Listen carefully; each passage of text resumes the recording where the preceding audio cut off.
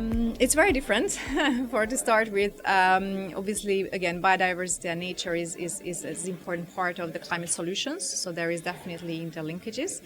But as we discussed a lot around metrics, it's very hard to grasp with a similar single metrics like CO2 for CO2 equivalent for climate.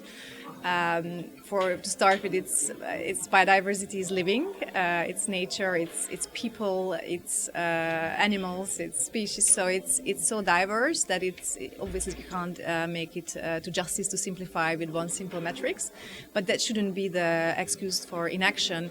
We have a lot of progress in this area. We have now much more knowledge, scientific, technical, to quantify and start measuring and expressing it from 10 years ago when we could only talk about habitats and hectares. Now we have much more data around actual species, diversity and abundance and ecosystem integrity. Those are kind of the topics that you need to consider when you talk about biodiversity. So yeah, it's more complex, so it can be a bit daunting, but it's also it's also something that is actually even more urgent than climate. We really need to halt and reverse nature loss and biodiversity loss by 2030 in order to actually have any chance to fight climate change and not to lose the species on the planet. So yeah, so it's very different, but there are interlinkages and we should build on that.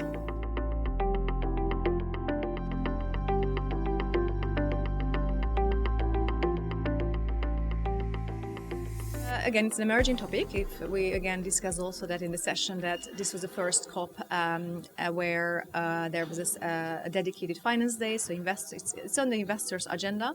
I would even say there were more investor enthusiasm than around the COP 27 in the climate negotiations. So definitely investors are looking at it again also from an opportunity perspective, how to transform our financial systems, and corporates need that, companies need that. We need collaboration. It's a massive problem. Nobody can solve this alone.